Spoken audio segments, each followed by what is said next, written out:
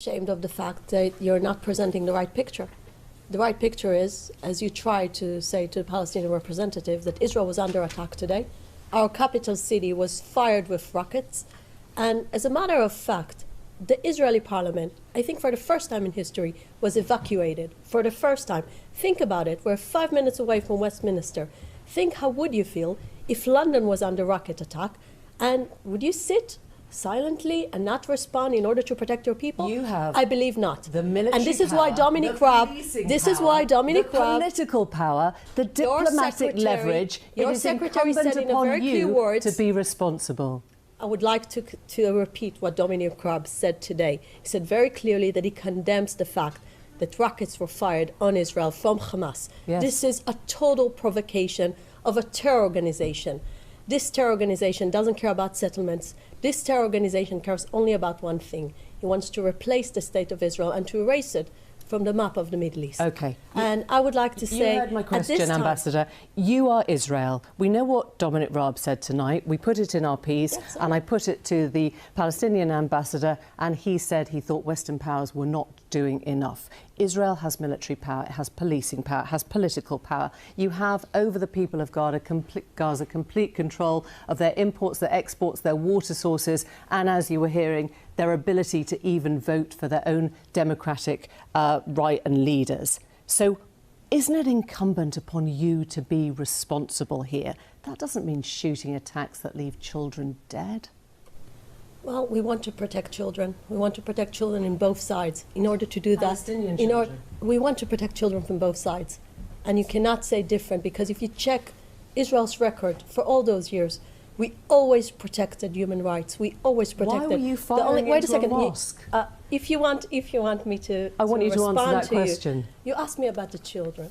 The answer is very clear. Children in Israel were receiving rockets on their heads to their schools and their kindergartens. We had that in the past, and we had that today. And as a matter of fact, our IDF, our soldiers, are defending those children. They're not targeting children. They're targeting Hamas targets.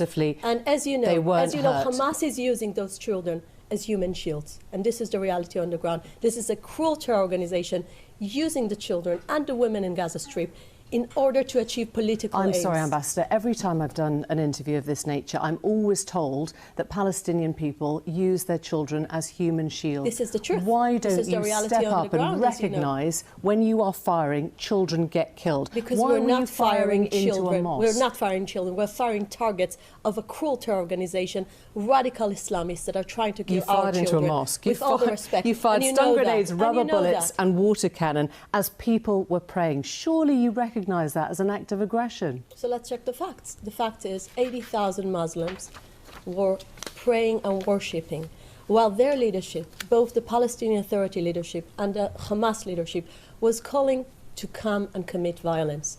And this is the thing that made Israel to send the police in order to protect law and order. This is our duty to our citizens. Now look, everything today is under a video. I've been hearing those lies after lies of the Palestinian representative. Everything is under videos. You can see those youngsters. You can see those youngsters piling the rocks and throwing it to the people that are praying at the Western Wall. The mosque is being used as a military stronghold, really? No, I said something different. You need to listen to my words. My words were very clear. We've seen the piles of rocks.